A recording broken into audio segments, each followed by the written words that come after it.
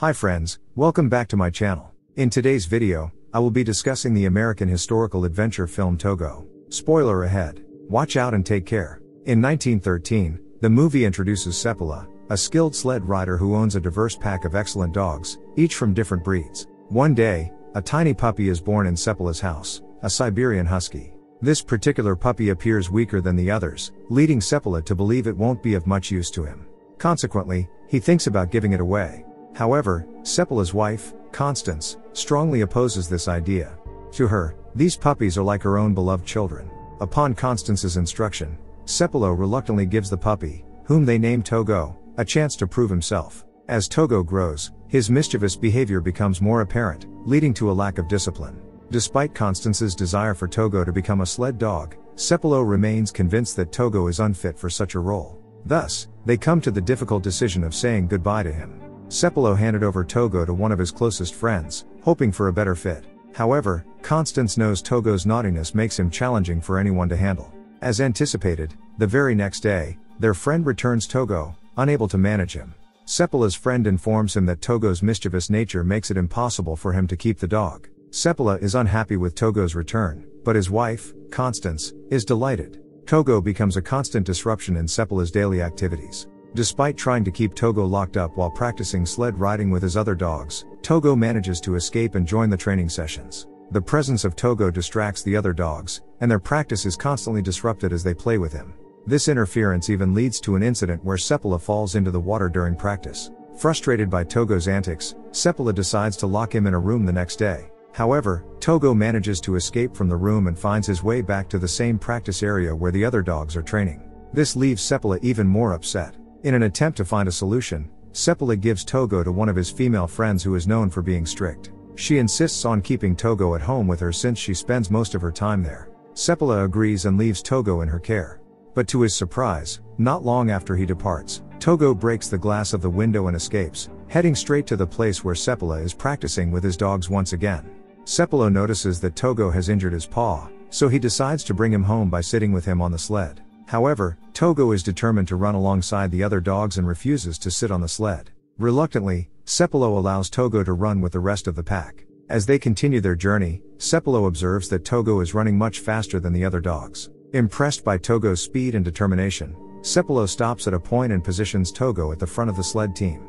Togo's incredible speed helps them reach home quickly, leaving Seppala amazed and delighted. Seppala shares the remarkable incident with his wife, explaining that Togo is not just an ordinary sled dog, but he has the qualities of a lead dog. After Togo becomes the lead dog, Seppala and his team start winning all the sled racing championships held in the city. This victory brings newfound fame and admiration for Togo and Seppala throughout the city. With time passing by, a full 12 years go by, and now it's the year 1925. One day, when Seppala returns to his town with his team of dogs, his friend Dan informs him about a devastating epidemic called diphtheria that has struck their town. The disease is rapidly affecting the health of many children, and sadly, some children have already lost their lives to it. In the emergency meeting called by the mayor, Seppala also present here, it is revealed that there is an antidote for the diphtheria outbreak, but it is located 600 kilometers away in Nevada. Unfortunately, due to the approaching bad weather, it's impossible for the people in Nevada to send the medicine by helicopter. The mayor turns to Seppala, knowing he is experienced in reading the weather conditions. Seppala informs them that on his way back home, he noticed a storm in the distance, moving slowly towards their city from the mountains. He shares that upon seeing the storm, his dogs became frightened and rushed back home. Indeed, Togo's reaction to the approaching storm after 12 years of experience in handling various weather conditions raises concerns. Seppala and the others realize that if Togo, who is usually fearless, is afraid, then the storm must be exceptionally severe and dangerous. Although the mayor had intended to send Seppala and his sled dogs to Nevada to bring the medicine, Seppala departs without giving an immediate response. Meanwhile, on his way out, a doctor asks for a lift, and Seppala willingly obliges, taking the doctor to the hospital. When Seppala peers through the hospital window, he witnesses the distressing sight of numerous seriously ill children fighting the diphtheria illness. The condition inside the hospital is very horrible. After witnessing the severity of the children's illness, Seppala tells his wife that he is determined to go to Nevada to get the medicine, despite the dangerous 600-mile journey and her concerns. He believes that the children know and trust him and Togo, making their presence vital for the mission. However, his wife worries that Togo, who is now 12 years old, may not handle the long journey, especially after Seppala previously mentioned his limitations in traveling even 150 miles, and this time you have to go 600 miles. Despite his wife's concerns, Seppala's love for Togo is unwavering, and he refuses to leave without his loyal companion. The following morning, he says his goodbyes to his wife and sets off for Nevada with Togo and the rest of the dogs. As they journey onward, the storm intensifies, bringing strong icy winds that hinder their visibility. Togo leads the way, and Seppala urges the dogs to press forward, knowing they must reach Nevada as quickly as possible to obtain the life-saving medicine for the afflicted children. However, during their arduous ascent on a steep slope, Togo suddenly comes to a halt, leaving Seppala puzzled and unsure of the reason for the sudden stoppage. When Seppala looks down, he discovers a perilous chasm in front of him, which Togo had sensed even in the midst of the dangerous storm. Togo's quick thinking and intuition save the lives of Seppala and the other dogs, preventing them from falling into the deep chasm. Seppala sees that Togo's leg gets injured, and he begins bleeding. Eventually, they reach an outpost where a doctor is present. The doctor advises Seppala that Togo, being 12 years old, is extremely tired and the long journey has taken a toll on him. However, despite the challenges and the doctor's concerns, the very next morning, Seppala and Togo, along with the rest of the dogs, continue their relentless journey in a fierce snowstorm. Meanwhile, the health of the children in the hospital continues to deteriorate rapidly. Seppala, on the other hand, is undeterred and relentless in his pursuit of reaching Nevada as quickly as possible. He decides to take a risky shortcut to speed up their journey. As they advance, they encounter a frozen lake, which poses a significant danger due to the thin ice and the approaching fierce storm. Despite this, Seppala remains fearless and instructs his dogs to move forward.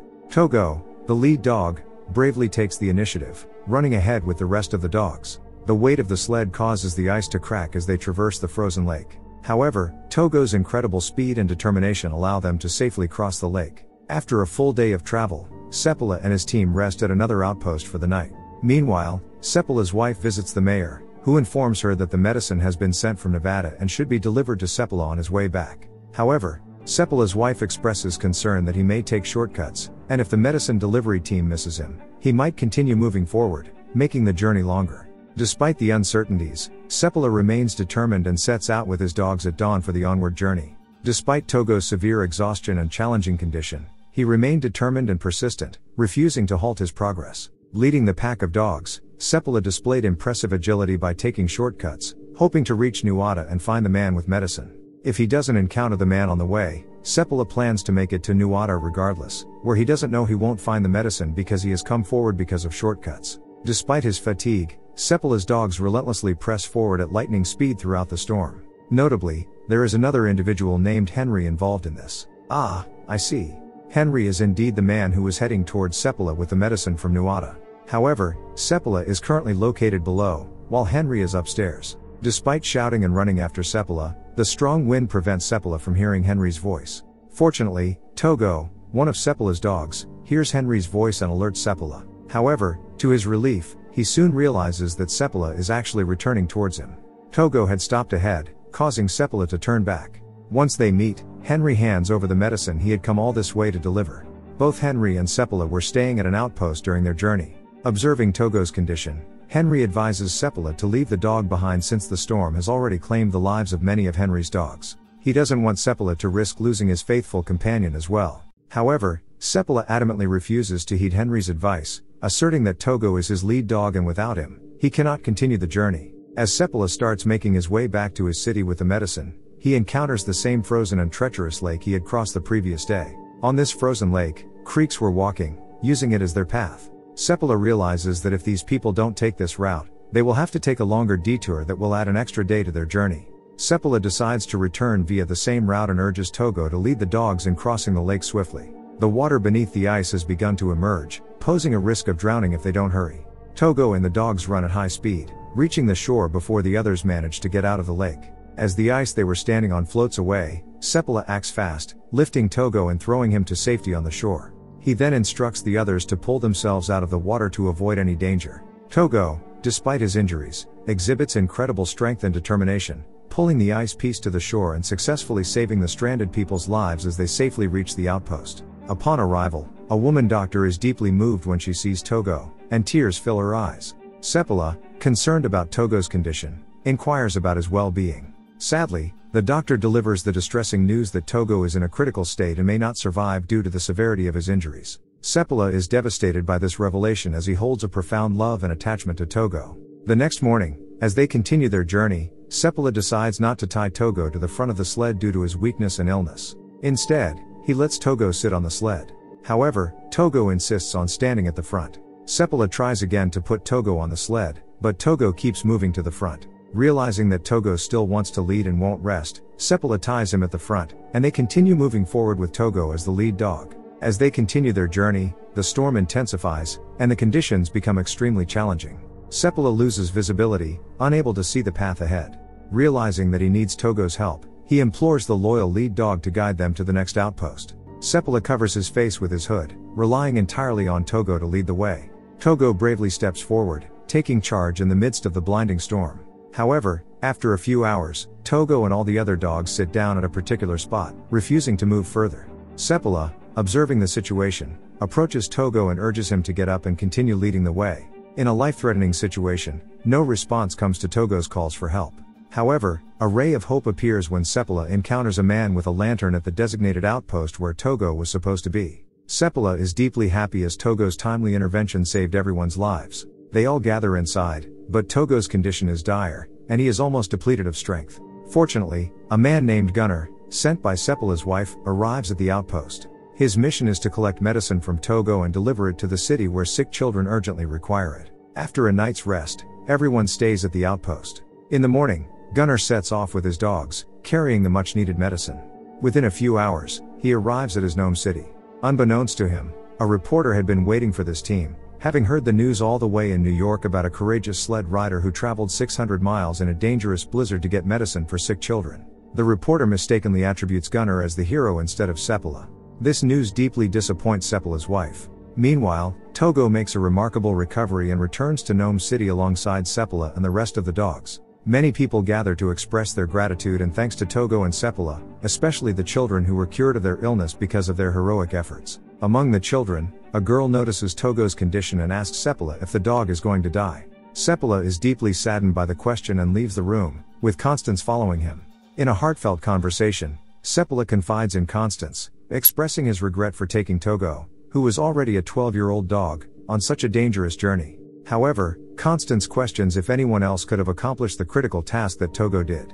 The next day, Sepala is preparing for sled practice with the other dogs, but he notices that Togo doesn't stay behind at home. Despite limping, Togo joins Sepala, making it clear that he doesn't just want to pull the sled, but he desires to be by Sepala's side. Over the following days, Togo's health improves significantly, and he makes a full recovery. With Togo now in good health, Sepala and his wife begin to embark on long journeys together, accompanied by Togo. Over the next 2 years, Togo fathers many puppies, and people come from all around to adopt them. This mix of Togo's lineage and other huskies comes to be known as Sepala Siberian. After Togo's death in 1929, Sepala continued to raise and train dogs. Despite Togo's fame in Alaska, credit for his bravery was mistakenly given to another dog named Balto, leading to a statue being erected in New York. However, in 2011, Time magazine finally recognized Togo's true heroism, declaring him the most heroic animal of all time.